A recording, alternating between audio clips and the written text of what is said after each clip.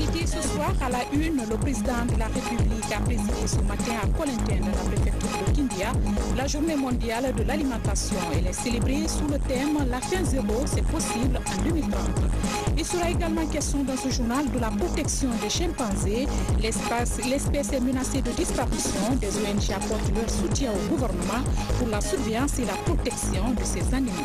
Et puis notre rubrique en 60 s'intéresse aujourd'hui à un autre patrimoine national, l'imprimerie Patrice Lumumba, autrefois fierté nationale. Cette unité industrielle est toujours dans les esprits plusieurs années après sa fermeture. Encore une fois, bienvenue à tous. Pour commencer, en plus bref, sport, qualification à la Coupe d'Afrique des Nations de football Cameroun 2019. Pour sa 4e sortie, le Sili national garde la tête de sa poule. Cet après-midi à Kigali, le 11 Guinéen a fait match nul d'un but partout au Rwanda. Nous y reviendrons. Sans transition, nous sommes le 16 octobre et c'est la journée mondiale de l'alimentation. Le président de la République a présidé cette commémoration à Colintin dans la préfecture de Kindia. Cette année, l'accent est mis sur la valorisation des cultures d'exportation avec un thème évocateur « Agir pour l'avenir ». La fin zéro est possible en 2030. Je vous propose un extrait du discours prononcé à cet effet par le chef de l'État, professeur Alpha Condé.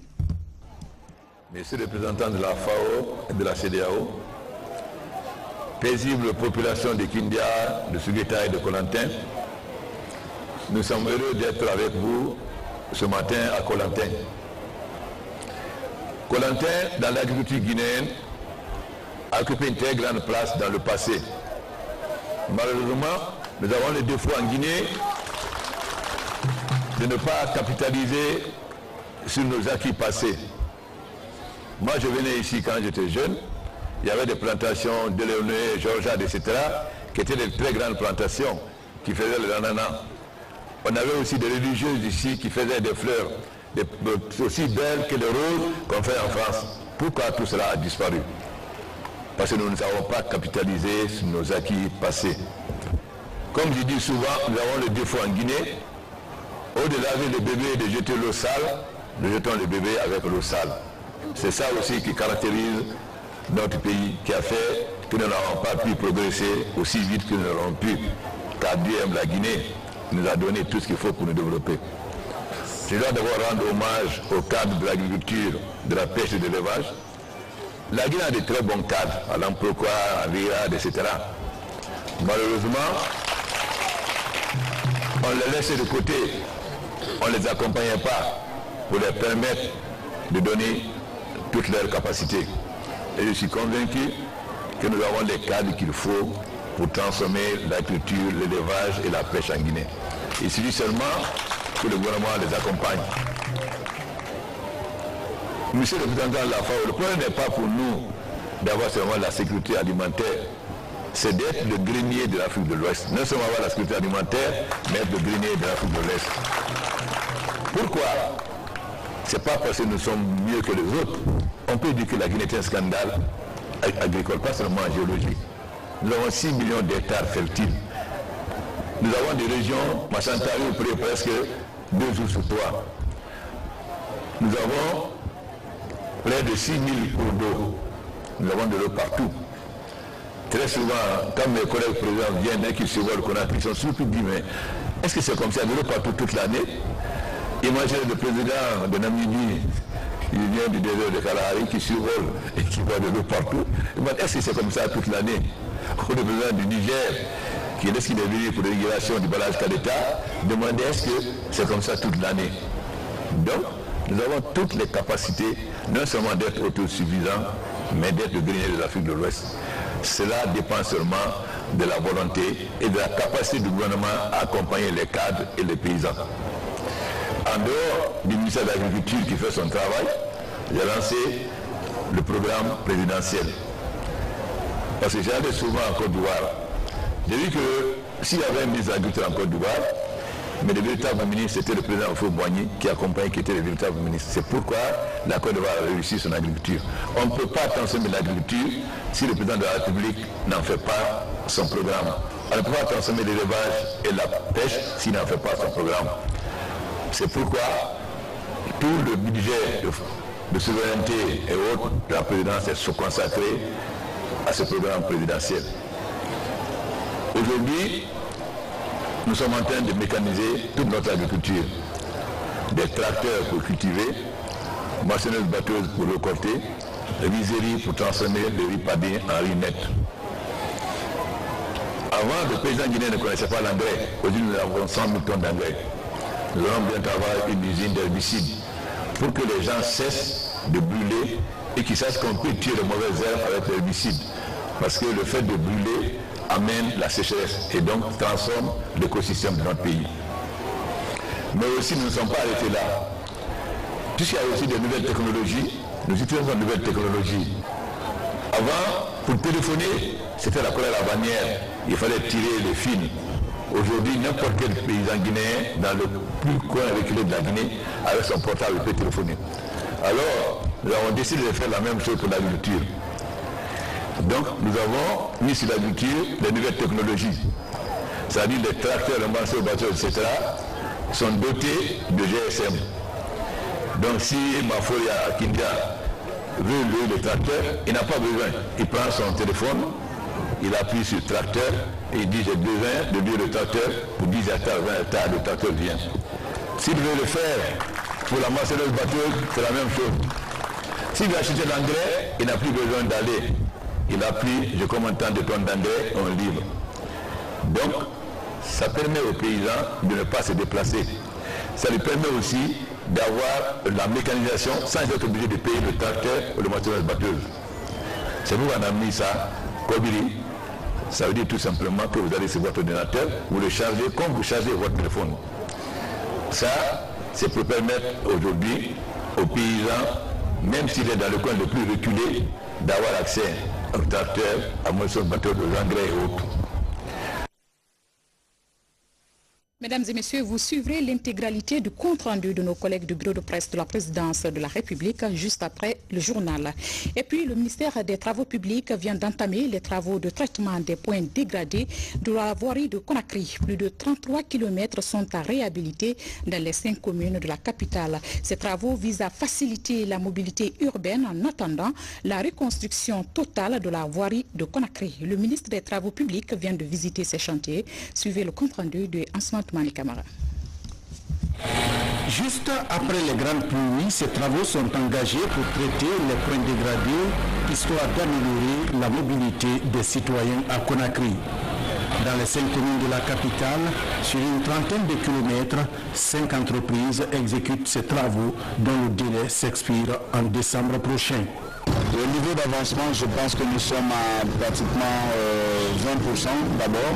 Il y a encore beaucoup qui reste à faire. Nous avons ciblé d'abord les artères principales, les voies de dégagement qui viendront en deuxième temps. Mais dans un premier temps, c'est de faire en sorte que quand on quitte Kaloum, on veut se rendre ce soir. Quand on prend les routes principales telles que l'autoroute, la route de Prince et la route qui mène vers Caporo, que ces voies principales soient vraiment réglées et que l'on n'ait pas de trous ni de pôles sur ces voiries principales. Une fois qu'on aura terminé ces artères principales, les voies de dégagement qui sont tout aussi importantes que les artères principales, que nous essayons aussi rapidement de régler cela. Au niveau des 2 principales voies d'accès de la capitale, Kagbélé et kilomètre 36, des travaux sont engagés aussi pour la réfection des parties dégradées. Pour sortir de Conakry, c'est un calvaire pour tout le monde. Et généralement, quand les gens veulent sortir de Conakry, il faut se lever très tôt, compte tenu de l'état de la route. Et donc, c'est ce que nous avons commencé à corriger. En attendant les grands chantiers qui vont commencer, les 2 échangeurs qui vont être construits au niveau de Kagbélé et du kilomètre 36, nous allons améliorer considérablement les voiries de Conakry pour que les Guinéens et Guinéennes, les populations puissent circuler dans une parfaite harmonie et dans un confort acceptable. Pendant que ces travaux sont en cours, le ministère des Travaux publics annonce le recrutement d'un bureau de contrôle pour le respect des normes contractuelles. Cet engagement et la qualité des travaux effectués seront mis à l'épreuve avec le nombre croissant d'engins roulants et les fortes précipitations que connaît la capitale guinéenne. La gestion rationnelle de l'eau, une trentaine de professionnels du secteur sont en concertation à Conakry. Ils se familiarisent avec les meilleures pratiques de gestion de cette denrée vitale. La rencontre est organisée par la Société des eaux de Guinée en collaboration avec l'Association africaine de l'eau. Reportage Navi Camara. Ils sont 35 participants à cette rencontre initiée par la Société des eaux de Guinée. Rencontre qui s'inscrit dans le cadre du renforcement des capacités techniques et managériales des décideurs africains du secteur de l'eau et de l'assainissement. Ils vont se familiariser ainsi avec les meilleures pratiques de gestion du personnel et qualifier les services publics. Ce sont les représentants des directeurs généraux et les directeurs généraux des sociétés d'assainissement de tous les continents qui se retrouvent ici dans le cadre de ce programme de formation dédié aux managers de ces différentes institutions de notre continent. Pendant 3 jours, nous allons essayer de dérouler des thématiques liées à la performance de nos sociétés pour permettre de mieux satisfaire la population cible, que ce soit les clients, et aussi permettre à nos différents décideurs que nous sommes de pouvoir bien gérer la base en leur communiquant les meilleures aptitudes de gestion à chacun au niveau de son poste. Pendant 3 jours, ces professionnels de l'eau et de l'assainissement vont davantage maîtriser le rôle du manager, améliorer le leadership et mettre en place un système de gestion organisationnelle pour crédibiliser leurs services respectifs. J'ai besoin des outils qui seront développés ici pour vraiment conduire le changement au niveau de mon entreprise. Ça me permet de gérer le mieux d'eau que nous avons, d'avoir des outils pour vraiment manager la société, donc arriver à améliorer l'efficacité de la société. Cette forme d'organisation appelée masterclass à l'intention des responsables africains de l'eau et de l'assainissement est hautement appréciée par le ministère guinéen de l'énergie et de l'hydraulique. Protection de l'enfance, l'on s'achemine vers une meilleure organisation des structures non étatiques qui évoluent dans ce domaine. Déjà, une rencontre s'est tenue ce matin au siège du Plan international guinéen. Elle a porté cette rencontre sur l'élaboration de la cartographie des organisations de la société civile intervenant dans la protection des enfants. L'opération a permis d'identifier les forces et les faiblesses de ces structures. Kernos Diallo nous en dit plus. De nombreuses organisations évoluent dans la promotion et la protection des droits des enfants en Guinée. Cependant, le constat révèle peu de communication entre elles. Un déficit qu'il faut corriger pour optimiser les résultats en effectuant la cartographie de ces organisations. Plan international Guinée encourage les acteurs à œuvrer ensemble pour faire face aux difficultés qu'ils rencontrent. On le dit traditionnellement chez nous, qu'un seul doigt ne peut pas soulever une pierre. Donc, dans la vision de plan, c'est de partir avec des organisations renforcées pour mieux booster la promotion des droits de l'enfant dans le pays.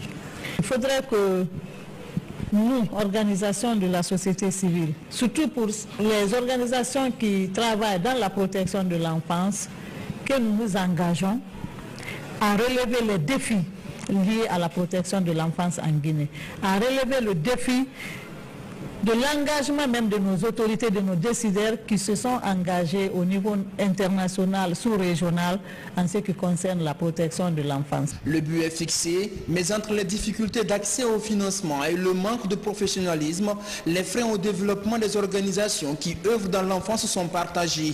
Le besoin de formation est communément identifié comme indispensable, alors que l'idée de réunir enfin les acteurs de la sorte est vue comme une réelle opportunité.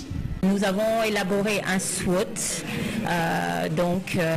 nous avons pu identifier les forces, les faiblesses, les opportunités et les menaces pour la société civile concernant le plaidoyer en faveur des droits des enfants et des jeunes, plus spécifiquement ceux des jeunes filles. L'exercice en cours en Guinée s'effectue dans 6 autres pays de la sous-région avec le concours du Forum de la société civile ouest-africaine en partenariat avec le Bureau régional de plan international basé à Dakar. Autre protection, cette fois-ci, il s'agit d'une espèce animale menacée de disparition, les chimpanzés. Pour renforcer leur protection, le ministère de l'Environnement vient de recevoir des équipements d'informatique et de surveillance. Un geste de la Fondation pour la protection des chimpanzés. Le don est estimé à 500 millions de francs guinéens. La cérémonie de remise avec Mohamed Alpha Baldi. La Guinée abrite la plus grande population de chimpanzés de la sous-région. Environ 5000 primates sont répertoriés dans la seule zone du Moyen-Bafing où la création d'un parc pour leur protection est en cours. Pour renforcer l'efficacité de l'Office des parcs et réserves, principale structure chargée de la protection de cette espèce en voie de disparition, la Fondation pour la protection des chimpanzés offre un important lot d'équipements estimé à plus de 5 000 $ à la structure. Effectivement, des dotations en matériel, mais également un plan de formation, des renforcements de capacité qui est prévu. Donc nous sommes engagés vraiment dans le long terme à faire en sorte que ce parc national du Moyen-Bafing soit vraiment le fleuron de la gestion des aires protégées en Guinée et plus tard au niveau régional, pourquoi pas international. Du matériel informatique, de vision éloignée, de communication et imprimantes laser sont entre autres composantes du don. Pour le Guipar, ces équipements permettront à ces équipes de mieux coordonner le travail sur le terrain. Pas très ancien temps, même au niveau de l'indépendance, il y avait des éléphants ici en Guinée partout, mais aujourd'hui ils sont partis. Ils sont devenus très rares parce qu'ils n'ont pas pour bénéficier d'une protection rapprochée. Aujourd'hui, la Guinée a la chance, toute l'Afrique de l'Ouest, la Guinée est l'unique zone où on peut dénombrer aujourd'hui plus de 10 000 chimpanzés. L'unique zone. C'est une espèce endémique classée dans la zone rouge par l'UICN. Donc si nous ne protégeons pas cet animal, si nous ne protégeons pas son habitat, l'animal va disparaître. C'est des espèces très rares qu'on ne trouve pas ailleurs. Nous sommes condamnés donc de les protéger. Je sors d'une conférence mondiale tenue à Londres. On s'est beaucoup appuyé, n'est-ce pas, du trafic et la lutte contre cette criminalité, au fait. Et ça fait beaucoup d'argent. Nous sommes tenus obligés de les protéger, sinon qu'est-ce qui va se passer? Nos enfants, nos arrière-enfants ne vont pas connaître ce que c'est que le chimpanzé. Aujourd'hui, la Guinée et ses partenaires comme Wild Chimpanzee Foundation comptent sauver la dernière grande population de chimpanzés encore active en Afrique de l'Ouest. Un combat de longue haleine dont le succès passe aussi par la sensibilisation et l'implication des communautés locales. C'est parti pour les travaux de planification du projet PrepLine. C'est un programme qui vise à renforcer la préparation coordonnée des services d'application de la loi et de la santé publique. C'est pour faire face à une éventuelle épidémie de santé publique en Guinée. L'action est pilotée par l'OIM Guinée en collaboration avec le gouvernement. Le point avec Abdrahman Kouladiallo. Assurer la planification des activités du projet PrepLine en Guinée avec tous les acteurs concernés. C'est l'objectif de cet atelier initié par l'OIM Guinée sur financement du département d'État américain en collaboration avec le gouvernement guinéen. Ce projet de 6 mois implique les ministères de la Sécurité et de la Protection civile, de la Santé, de la Défense, de la Communication et des Affaires religieuses avec le soutien technique de l'Agence nationale de sécurité sanitaire. Je voudrais personnellement remercier le département d'État américain parce que je pense que depuis la crise à la maladie, la crise Ebola, les États-Unis n'ont pas cessé d'apporter leur appui pour essayer de trouver des solutions en termes de santé, en termes de prévention, en termes de sécurité et tout.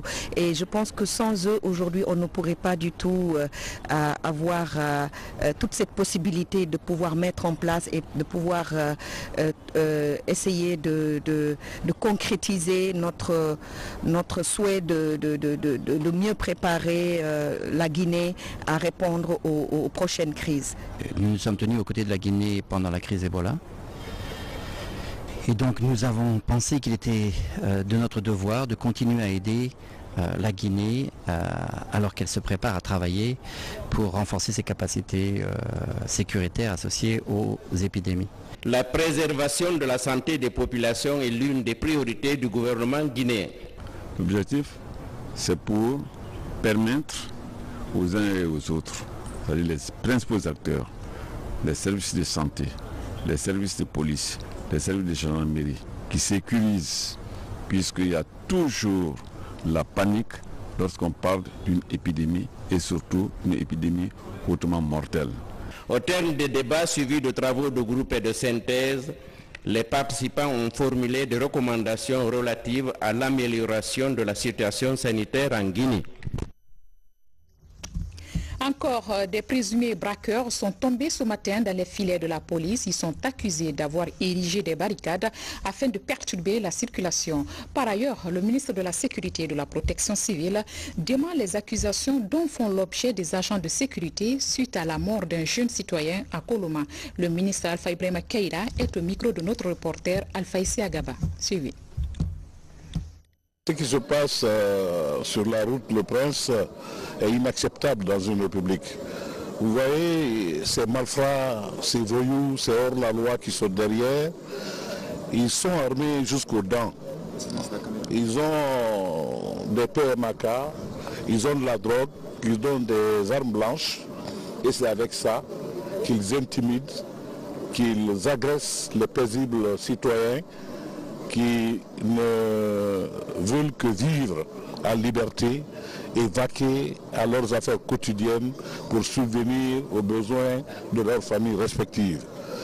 Mais malheureusement, vous voyez ces motos, c'est des motos qui ont été braquées, qui ont été extorquées des mains des paisibles citoyens et des véhicules comme cette voiture. Ça, c'est des comportements qui n'honorent pas les jeunes. La police s'élève contre les accusations gratuites que certains compatriotes se permettent de faire en disant que les policiers ont tiré sur un adolescent. La preuve ici, nous avons plus de 20 malfrats qui ont été arraisonnés, qui ont été arrêtés sans pour autant qu'on ne tire même des coups de sommation. Mais cette police est une police républicaine qui intervient avec les moyens légaux pour le maintien de l'ordre. Donc personne n'est armé, personne n'a un pistolet, personne n'a une mitraillette. Et donc vraiment, la saisie de ces armes de guerre que vous voyez devant vous atteste à suffisance que les criminels que nous recherchons sont bien parmi cette horde de hors-la-loi que nous avons et qui vont être soumis à la rigueur de la loi. Et puis ce communiqué qui nous vient de la préfecture de Kindia, 16 octobre 2018. Depuis la soirée du lundi 15 octobre 2018, nous constatons des manifestations à caractère insurrectionnel dans la ville de Kindia suite à l'élection du bureau exécutif de la commune urbaine. L'élection du candidat de l'Union pour le développement de la Guinée, UDG, à la tête de la mairie de Kindia serait rejetée par son allié de l'opposition républicaine, en l'occurrence l'Union des forces démocratiques de Guinée, UFDG, occasionnant des troubles à l'ordre public. Nous condamnons l'usage d'armes à feu et d'armes blanches occasionnant des blessés graves. Dans le souci de ramener le calme et la stabilité dans la ville, nous avons requis et obtenu l'intervention des forces de l'ordre. Une information judiciaire a été également ouverte. Les autorités judiciaires ont été saisies et prennent toutes les dispositions nécessaires afin de restaurer l'ordre, protéger les personnes et leurs biens et traduire les responsables des troubles devant les juridictions compétentes. Nous rappelons que le respect de l'état de droit suppose le respect des droits et devoirs de tous les citoyens d'une part et l'observation des textes de loi en vigueur en République de Guinée d'autre part. La préfecture de Kindia invite les populations au calme et à la retenue. Le préfet de Kindia. En bref et en image à l'international, le département de l'Aude en France est toujours sous les eaux. Les violentes pluies qui se sont abattues ces derniers jours dans la région ont provoqué de graves inondations. Le bilan encore provisoire fait état de 12 morts et des dégâts matériels considérables. Le département est placé sous vigilance rouge par Météo France. Place à présent à notre rubrique En 60. Nous braquons nos projecteurs ce soir sous l'imprimerie Patrice Lumumba. Autrefois patrimoine national, cette imprimerie était la fierté de toute une nation. Ses performances sont encore évoquées plusieurs années après sa fermeture. C'est un grand format réalisé par Lansé Koulibaly. Suivez.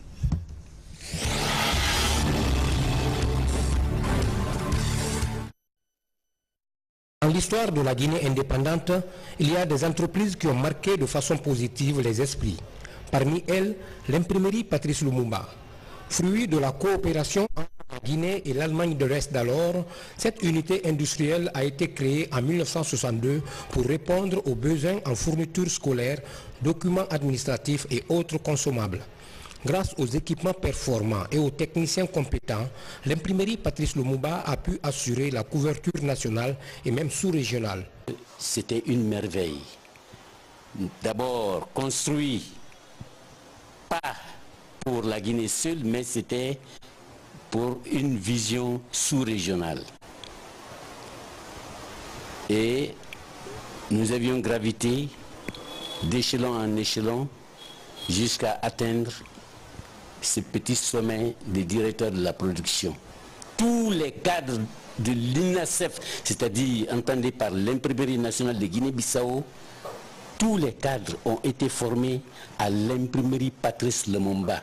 Dans les autres pays, vous trouverez une usine exclusivement pour la composition, une usine pour le traitement des clichés et qu'on appelle la photographie, une usine pour l'impression, une usine pour la reliure.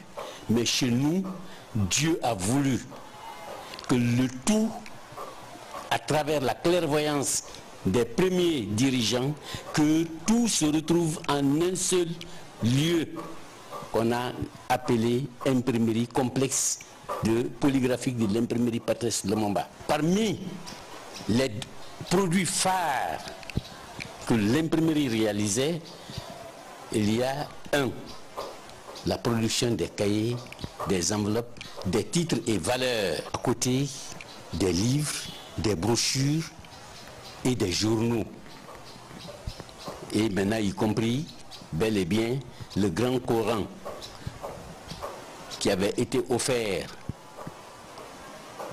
à la Guinée par l'Arabie Saoudite. C'est nous qui éditions le grand Coran ici. Nous avions encore cette fierté d'avoir édité le Coran traduit en poulard par El Hadj Korka. Cette entreprise nationale à grande réputation sera l'un des derniers bijoux hérités du régime révolutionnaire à être privatisé. C'est entre 1995 et 1996 que cette unité industrielle a été cédée. Je me suis rendu compte que les ingénieurs, les ouvriers, les techniciens, tout le monde, c'était des gens de très bonne volonté. C'était vraiment des gens qui aimaient leur travail. C'est ainsi que dans mon bureau, j'étais souvent accompagné, même pas, j'étais le compagnon des techniciens, des ingénieurs. L'imprimerie était vraiment un bijou. À en croire cet ancien responsable, au moment de la privatisation, l'imprimerie nationale Patrice Lumumba disposait encore des machines performantes. On pouvait compter plus de 158 machines au moment où on quittait de l'état d'imprimerie d'État au privé. Parmi ces machines, on avait de grandes machines offset, 4 couleurs, des machines offset 2 couleurs, de petites machines rotatives. Ensuite, il y avait la section cahier, ça a été cédé à NIC. NIC, nouvelle imprimerie du Kaloum. Aujourd'hui, la concession de 6 hectares de cette unité est occupée de manière anarchique par des privés. On le voit, comme d'autres entreprises publiques, la privatisation de cette imprimerie a eu pour conséquence directe la perte d'emploi pour 650 travailleurs compétents. Certains d'entre eux ont toutefois réussi à prolonger leur carrière par l'ouverture ou l'assistance technique à des petites imprimeries privées. Mais le vide laissé par l'historique imprimerie Patrice Lumumba est loin d'être comblé.